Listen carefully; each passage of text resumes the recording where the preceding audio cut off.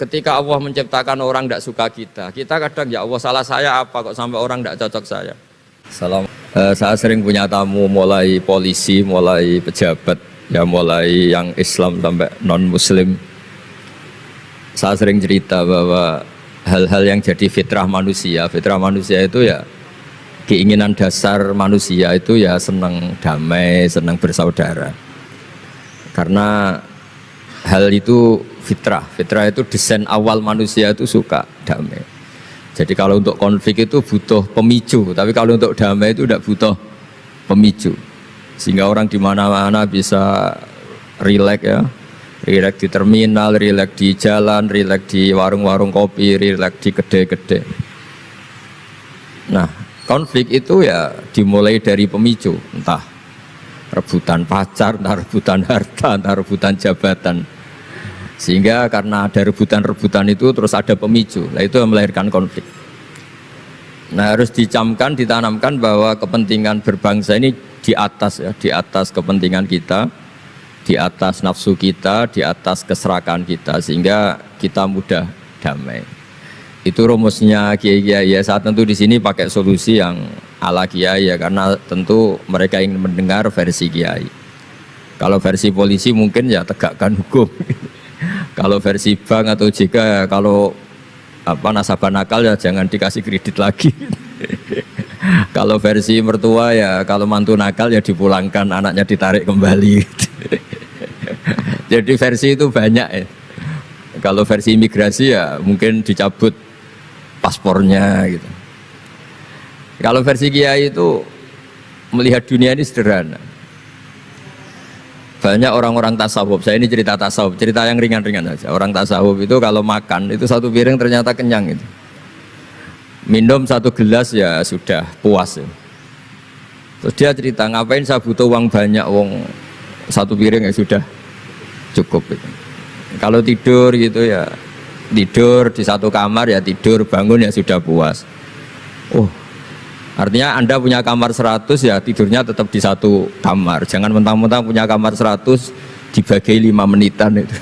Karena eman kalau kamar yang lain nganggur gitu. Artinya kalau punya kamar 1 cukup, ngapain ingin punya kamar banyak.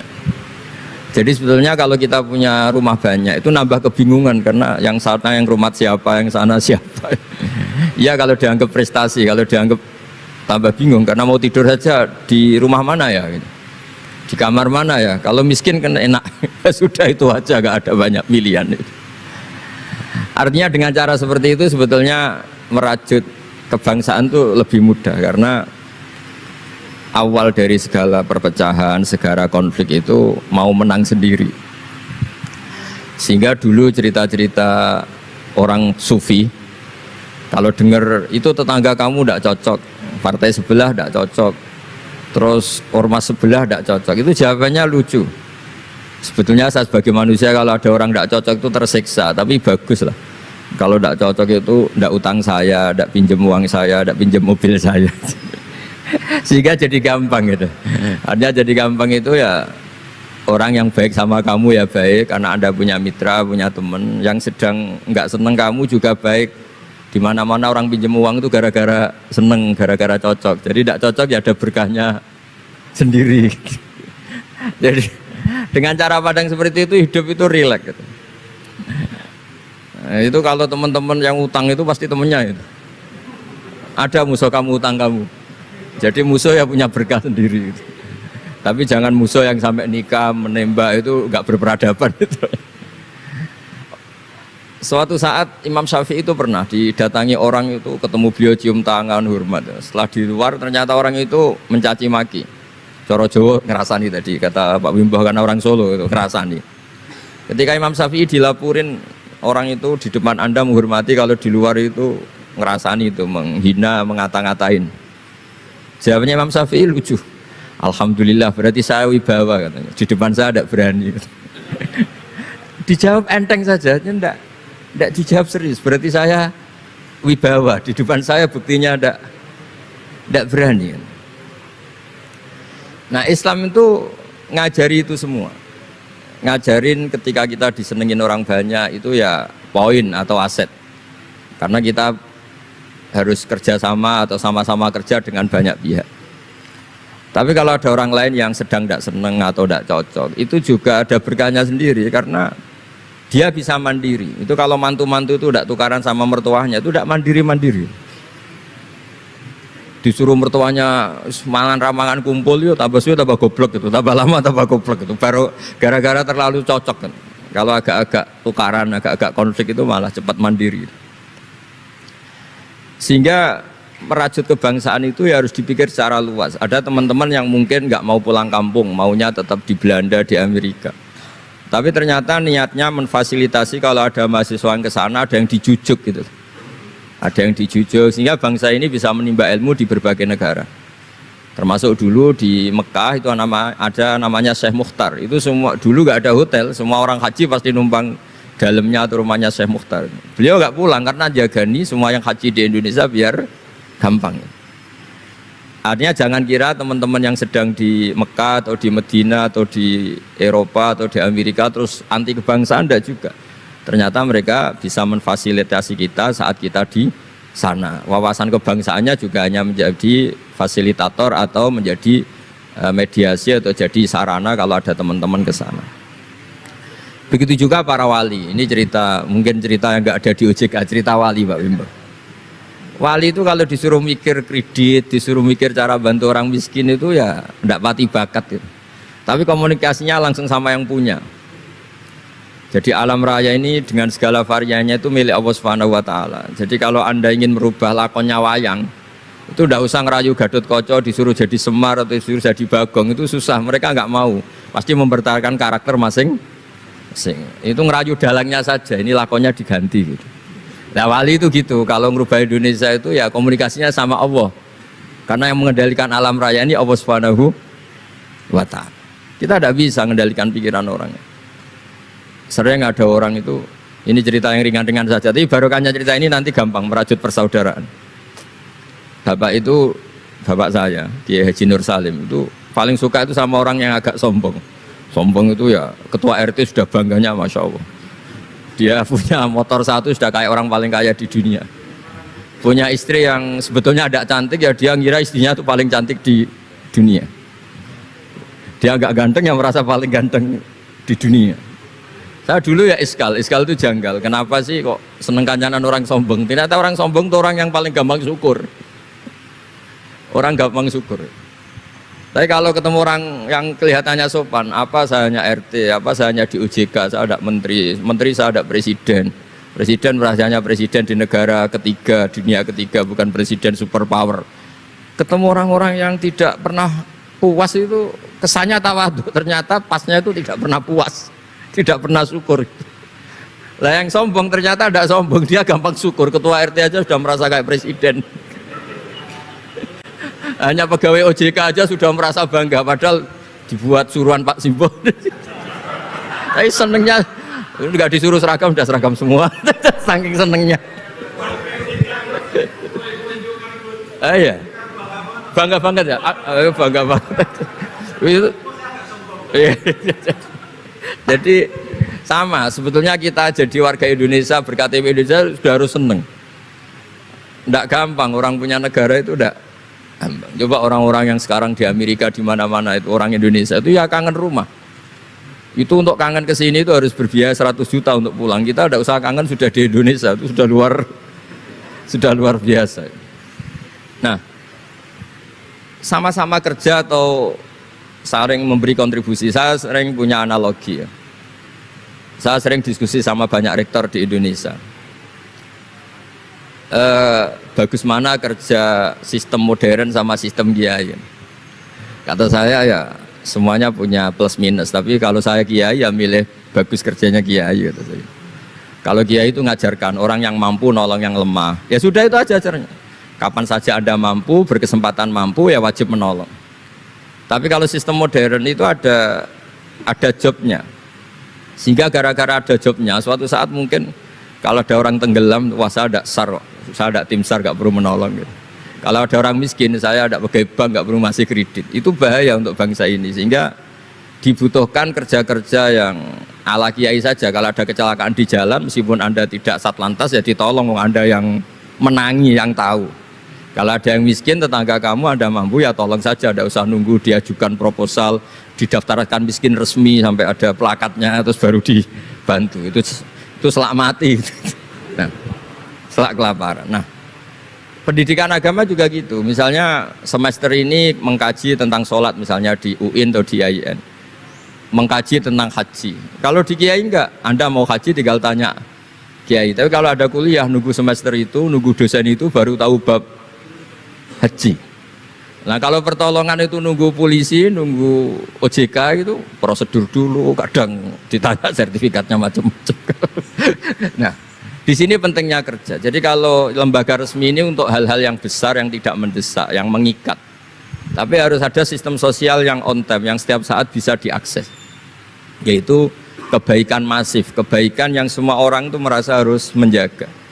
Jadi yang menjaga kestabilan Indonesia itu semua orang, bukan polisi, bukan tentara, bukan siapa saja, termasuk departemen-departemen resmi, kepolisian, termasuk semuanya. Dengan merasa seperti itu, saling tergantung, dan yang lebih cepat ya sistem sosial tadi. Sehingga kalau sistem sosial itu ada kiai, atau ada tokoh agama lain, atau ada yang dituakan, itu relatif stabil, karena coro Jawa nak tukaran itu sungkan, kalau terlalu konflik itu sungkan. Nah sehingga dulu ada cerita, ini cerita ada seorang perempuan itu ketemu Nabi itu di jalan. Itu cara etika orang kita lah, apalagi orang Solo, orang Jogja itu kan ada etis, ketemu di jalan dicegat. Ya Rasulullah, saya ini punya bapak sudah tua, dan kalau Anda haji seperti ini pasti ingin bapak saya itu ikut, tapi beliau sudah tua sehingga tidak bisa ikut. Ini gimana, saya harus menghajikan beliau apa enggak? Sama Nabi saat itu dijawab, kalau bapak kamu punya utang, kamu yang bayar, cukup enggak? Ya cukup ya Rasulullah. Ya sudah, seperti itu. Artinya cukup Anda hajikan. Kemudian oleh Imam Bukhari itu dibabkan lucu, babnya itu unik. Bab boleh tanya tokoh di jalan. Jadi tidak tentang hajinya, tapi tokoh itu harus siap menjawab pertanyaan meskipun sedang di jalan. Tidak usah nunggu sowan di rumah atau antri inden daftar tamu. Nah, itu jadi pelajaran bagi kita. Jadi kebaikan itu kita wajibkan dulu ke siapapun yang mampu dan berkesempatan. Sehingga kalau kita misalnya ketemu orang tenggelam, meskipun kita tidak pegawai SAR atau tidak yang bertugas di pantai itu, ya kalau Anda mampu, ya selamatkan.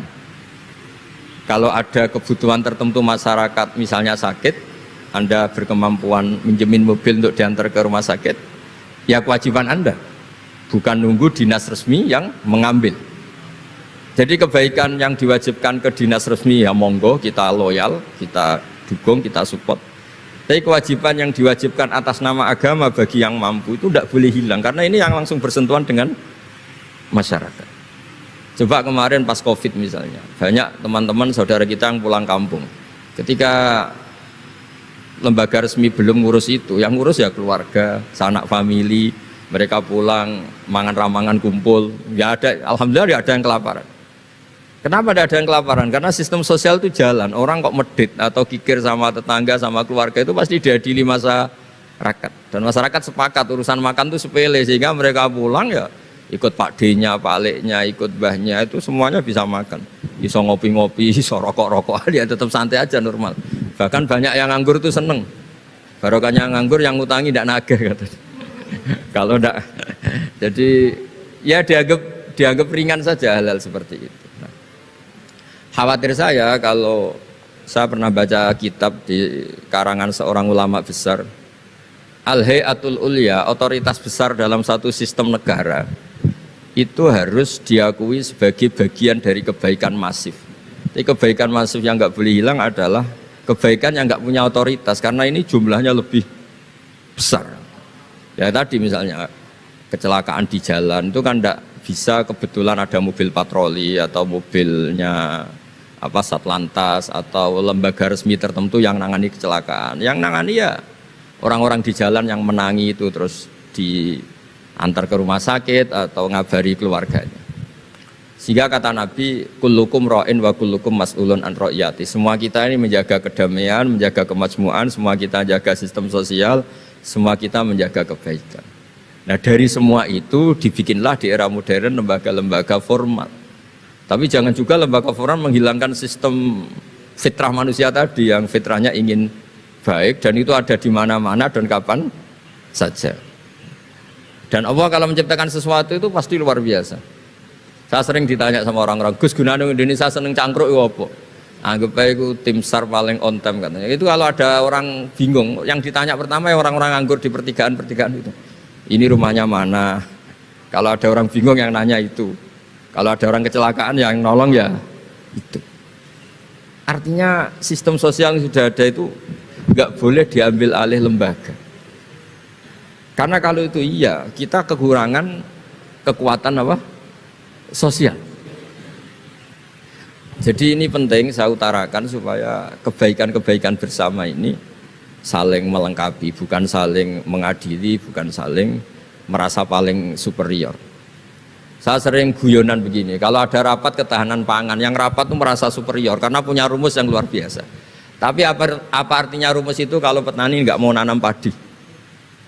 Petani itu tidak usah rapat, tapi nanam padi itu otomatis jaga ketahanan apa? Pangan. Sistem sosial juga sama, di kampung itu kalau ada orang jahat atau sinis, itu pasti nggak punya teman. Monggo Gus Yasin ini rawuh.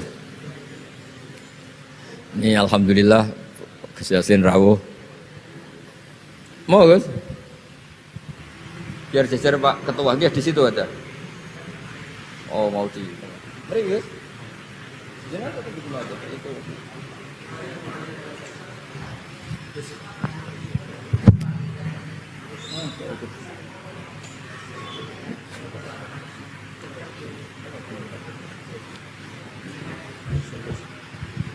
Ya saya teruskan supaya kenapa saya nyampaikan ini supaya energi sosial kita untuk menjaga kemajmukan, menjaga toleransi itu lebih masif. Di beberapa daerah itu ya banyak masjid jejer gereja di Tuban, di Jakarta. Dan ketika buktinya nggak ada apa-apa yaitu simbol perdamaian. Di beberapa daerah ya banyak orang Islam, bosnya itu non-Muslim. Atau sebaliknya non-Muslim, bosnya Muslim. Atasan juga banyak begitu, atasannya Muslim. Itu kan contoh sosial yang sudah masif. Justru karena didiskusikan, diseminarkan itu menjadi kayak kita baru mulai. Nah itu malah aneh. Jadi selama ini kan ya sudah begitu kan, banyak orang Islam di mana-mana itu kerja di pabrik mana, ternyata pemiliknya non-Muslim, juga sebaliknya non-Muslim di instansi apa, pemimpinnya Muslim. Mulai dulu kan ya baik-baik saja. Justru karena didiskusikan tuh menjadi kayak kita ini yang punya rumus, kayak kita yang pencetus. Padahal sistem sosial kita sudah sedemikian harmonis, sudah sedemikian baik. Ketahanan pangan juga sama. Ketika belum ada rapat darurat pangan apa, petani yang lugu-lugu yang nanam padi. Barokahnya itu stok padi itu banyak. Begitu juga mereka melahirkan sistem kerja yang nggak punya ladang, kerja di yang punya ladang. Dan kalau itu didolimi atau nggak digaji, ada embargo sosial, terus tidak mau kerja di situ. Sehingga yang nggak baik juga akan baik karena dipaksa oleh sistem sosial. Jadi sebelum ditangkap polisi karena tidak baik, itu sudah diadili sosial, itu diadili hukum sosial. Nah, hal-hal seperti ini harus jadi perangkat bersama untuk menjaga kebaikan bersama. Makanya saya sering bilang sistem sosial itu segala-galanya.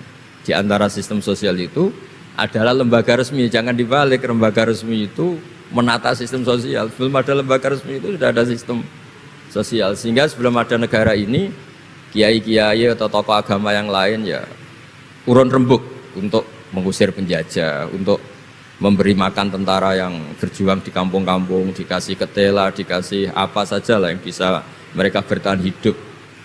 Nah, ini penting diutarakan supaya semua masyarakat itu merasa bahwa mereka ikut dan harus merawat negara ini. Kullukum ra'in wa kullukum mas'ulun an ra'iyati. Semua kalian adalah penjaga dan semua kalian dimintai tanggung jawab Allah, kontribusi Anda terhadap bangsa ini, terhadap komunitas Anda, terhadap sistem sosial Anda. Sehingga kemudian terus jalan. Lah dimulainya dari mana? Kata Nabi, dimulai dari keluarga Anda. Sehingga semua orang nggak lempar tanggung jawab. Kalau anak saya miskin ya salah saya. Kalau anak saya terlantar ya salah saya. Kalau istri saya terlantar ya salah saya. Sehingga jangan karena ada sistem modern, setiap ada yang miskin menyalahkan menteri sosial misalnya. Setiap ada apa nyalakan menteri terkait. Itu hukum seperti itu bikinan kita. Yang hukum Allah permanen itu ya setiap anak kita terlantar salah kita. Nah, barokahnya merasa salah itu tidak mudah menyalahkan orang lain, termasuk tidak menyalahkan instansi tertentu atau departemen tertentu. Ini penting supaya orang itu evaluasi, merasa salah. Barokahnya merasa salah itu orang tidak menyalahkan orang lain. Jadi negara ini tidak mudah chaos dengan kultur menyalahkan pihak lain.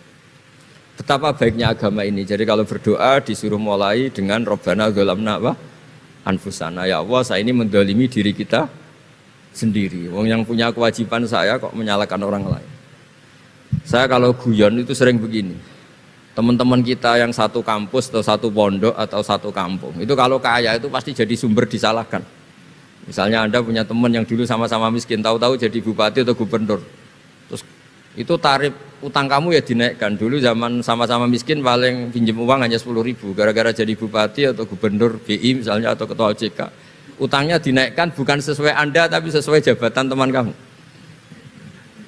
Masa punya teman gubernur kita utang 100.000, pantasnya ya utang modal 100 juta. Dan kalau nggak ngutangin, wah katanya teman deket, ternyata nggak mau dipinjemin. Jadi punya kultur menyalahkan orang lain. Dia SDM-nya hanya ketua RT, gara-gara punya teman gubernur atau presiden atau apa, inginnya ya lebih tinggi lagi. Jadi bukan berdasar kapasitas dia, tapi kapasitas temannya. Itu juga bagian dari kesalahan yang kita ciptakan. Sehingga agama mengatur orang itu tidak boleh melebihi batas SDM-nya. Orang itu tidak boleh melebihi batas apa? SDM-nya. Kadang-kadang kita sama, ketika anak kita terlantar, bilang di Pak D sugih ya ora nyafaati, punya Pak D kaya juga tidak memberi syafaat, punya teman kaya tidak. Jadi tidak menyalahkan dirinya, tapi menyalahkan teman atau keluarganya yang kaya. Itu juga awal bencana kemajmukan. Jadi kebanyakan nuntut. Makanya Nabi berkali-kali ngendikan, ketika kamu di zaman akhir, wa alika bi khosayati nafsik wada angka amrol amah. Kalau sudah ada badai apa saja, badai ekonomi, badai sosial atau badai apa saja, urusi diri kamu sendiri. Itu bukan Nabi menanamkan egois, itu enggak, justru menanamkan kebersamaan. Barokahnya orang itu sibuk ngurus keluarganya sendiri, itu enggak kepikiran nyalakan orang lain. Jadi orang kadang salah tafsir itu justru seakan-akan kita diajarin untuk egois, itu enggak. Berkahnya ngurus diri sendiri, ketika kita sudah terurus tidak membebani sama orang lain, dan berkahnya ngurus diri sendiri juga tidak gampang mengkomplain orang lain karena kita merasa punya kewajiban sendiri.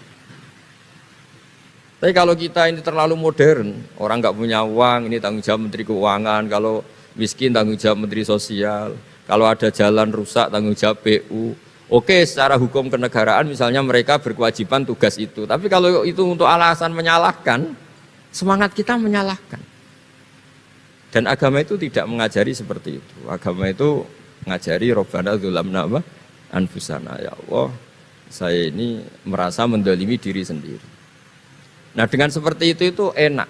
Enak cara hukum sosial kayak tadi. Ketika Allah menciptakan orang tidak suka kita kadang ya Allah salah saya apa kok sampai orang tidak cocok saya. Kamu lupa Allah mendesain orang tidak cocok kamu supaya ada utang kamu, tidak ganggu kamu. Barokahnya tidak cocok itu tidak minta uang kamu. Nah itu yang saya ingin ditiru. Jadi perilaku ulama-ulama besar kayak Imam Syafi'i itu, kalau tadi berkali-kali saya ngomong, ya Aba Abdillah, panggilannya Imam Syafi'i, ya Aba Abdillah, orang itu tidak cocok kamu. Ya baguslah dia merdekakan saya, dia tidak akan pinjam uang saya, tidak pinjam mobil saya, tidak akan ganggu saya, tidak cocok. Kalau dia hajatan juga tidak ngundang kamu, jadi tidak cocok itu ya barokahnya ya banyak. Nah kenapa banyak kiai tidak dimintai rembukan masyarakat padahal dituakan? Karena kalau semuanya minta rembukan kiai itu disarankan mondok semua. Padahal barokahnya negara ini ya ada yang kuliah, ada yang jadi polisi, ada yang jadi tentara. Kalau rembukan semua sama kiai disarankan mondok semua. Nanti yang jadi polisi siapa, yang jadi dokter siapa. Nah barokahnya kadang-kadang kiai ditinggalkan, nggak diajak rembukan itu ya varian-varian profesi itu banyak. Kiainya juga ada harus tersinggung. Ini katanya nuakan saya, apa-apa diputuskan sendiri, ada usaha seperti itu ya biasa aja. Jadi kemajmukan, menjaga kemajmukan itu dimulai dari semua orang merasa berkewajiban menjaga perdamaian ini, menjaga keharmonisan ini.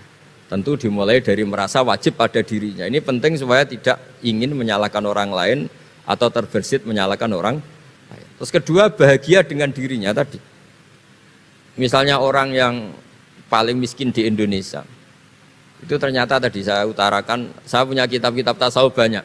Itu lucu-lucu dan jadi gampang hidup. Misalnya dia miskin makan satu piring kenyang. Kenapa saya harus korupsi? Kenapa saya harus mencuri? Wong makan satu piring juga sudah apa? Kenyang. Terus dia menghitung orang sampai kaya raya itu makannya sampai meninggal, misalnya 60 tahun, jumlahnya sama orang miskin ternyata jumlah yang dimakan yang sama, jumlah yang diminum ya sama. Terus ada pertanyaan, saya pernah digugat juga pas dalam satu acara. Jadi kalau orang kaya ingin apa saja kan kesampaian Gus, ingin beli mobil kesampaian, ingin beli pesawat kesampaian. Saya tanya, ya orang kaya inginnya tidak seperti itu, misalnya inginnya mungkin jadi presiden, inginnya jadi gubernur, kan ada aja nggak kesampaian. Tetap aja ada yang nggak kesampaian. Kadang-kadang, wah enak jadi anaknya presiden, anaknya gubernur, apa saja kesampaian. Banyak juga anaknya presiden mungkin ingin anaknya jadi presiden ya nggak kesampaian. Anaknya kiai ingin anaknya jadi kiai ya nggak kesampaian. Mungkin anaknya jenderal, anaknya ingin jadi jenderal. Dan dia nyontohkannya kan, wah kalau jadi orang kaya itu enak, ingin makan di apa saja kesampaian. Masa orang kaya seleranya hanya ingin apa? Makan. Artinya ada saja yang enggak sama. Misalnya orang jadi raja Arab Saudi, ada aja yang enggak kesampaian. Mungkin bayangkannya ya ada yang demo, ada yang komplain, semua anak yang diinginkan putra mahkota jadi ya enggak gampang kesampaian. Nah, kemudian dia berpikir lagi. Saya ulang lagi ya, dia berpikir lagi si orang miskin tadi. Misalnya dia ke hutan atau ke gunung, wah enak jadi bupati, gubernur, apa-apa difasilitasi negara. Terus dia mikir, tapi mereka punya atasan, ditegur atasannya takut, diatur atasannya takut. Kok enak saya nggak punya apa atasan. Tapi intinya itu bagi saya semua itu harus dikawal oleh hukum. Jadi melakukan perintah Allah itu nikmat. Sehingga Anda misalnya ketua OJK atau gubernur atau wakil gubernur atau kiai, nikmat tertinggi itu karena melakukan perintahnya Allah Subhanahu wa taala. Kita disuruh jaga Indonesia, disuruh jaga keluarga. Kalau nikmatnya itu subjektif sepihak, kita puas kalau ingin seperti yang kita inginkan. Itu enggak akan ada puasnya karena nafsu kita itu kalau guyonan orang-orang tasawuf, kamu dikasih dunia seisinya dan lipatannya, tamak kamu atau keinginan kamu itu tidak akan tercapaikan, tidak akan terpuaskan. Karena manusia itu ya sudah nggak ada batasannya. Makanya kalau guyonnya dulu kan ada orang tirakat, kalau megang apa saja jadi emas. Dia bayangkan jadi kaya, jadi top. Ternyata pertama dia megang saka rumahnya, tiang rumahnya jadi emas. Habis itu megang apa lagi jadi emas. Lama-lama megang nasi jadi emas, megang minum jadi emas. Akhirnya dia nggak bisa makan karena dia ingin semua yang dipegang jadi emas. Pas kecapean megang-megang, dia ingin makan, yang dipegang juga jadi emas. Ya akhirnya kan jadi bingung gitu, karena nggak kesampaian kan. Dia kesampaiannya jadi emas, ternyata kebutuhan dasar dia ingin makan malah nggak kesampaian karena yang dipegang jadi emas. Jadi itu kan contoh. Sejahtera juga sama, Anda bayangkan misalnya kalau punya mobil, punya uang tabungan, punya apa, semuanya kesampaian enak itu. Semua yang kamu inginkan kesampaian itu enak. Ukuran enak dengan banyak bergantung, dengan tidak banyak bergantung itu ilmiah mana? Misalnya gini, saya ini bahagia cukup dengan makan satu piring. Anda bahagia nunggu punya Alphard, punya uang 1 miliar. Lu menggantungkan kebahagiaan dengan banyak sesuatu yang Anda belum miliki itu sudah satu kebodohan kalau orang tasawuf. Cek repot ya, tapi bahagia kok kakean syarat ya. Makanya saya sering bilang, kalau saya berkali-kali cerita ada orang perempuan datang ke saya, Gus saya ingin kaya. Kebetulan orangnya itu jelek. Saya bilang, kalau kaya yang repot kamu. Kenapa Gus? Setelah suami kamu kaya, sekarang suami kamu kan miskin. Pertama yang dievaluasi apa? Ganti rumah, ganti mobil. Lama-lama ganti Anda, kata saya. Karena setelah rumahnya bagus, mobilnya bagus, yang dievaluasi pasti Anda, katanya. Wah, kalau gitu miskin aja, Gus. Iya kan, sudah rumah bagus, mobil bagus, ternyata istrinya. Nanti kalau suami kamu kaya, yang dievaluasi tidak hanya mobil dan rumah, tapi Anda, katanya. Nah, maksudnya ini ya guyon, tapi supaya kita ini bahagia dengan diri kita apa? Sendiri. Jadi saya mohon semohon-mohonnya semua yang mendengar ngaji ini, bahwa agama ini mengajarkan wa'alika bi khossati nafsik. Urus diri kamu sendiri itu bukan mengajari egois, itu bukan. Kalau semua kewajiban orang merasa bertanggung jawab, paling tidak bawaannya itu tidak nyalahkan orang lain. Dan negara juga agak repot-repot karena semua orang dicukupi oleh orang tuanya, oleh keluarganya. Sehingga negara ini sifatnya hanya membantu, bukan ngurus yang pokok. Tangan negara tidak cukup untuk ngurus sebesar ini, juga cukup. Yang cukup adalah individu-individu ini menanamkan nilai-nilai sosial sehingga semua bertanggung jawab atas dirinya, atas kampungnya, atas komunitasnya, terus negara fasilitasi itu semua. Insya Allah menjadi baldatun thayyibatu wa rabbun ghafur. Saya kira demikian, semoga bermanfaat dan mohon maaf. Assalamualaikum warahmatullahi wabarakatuh.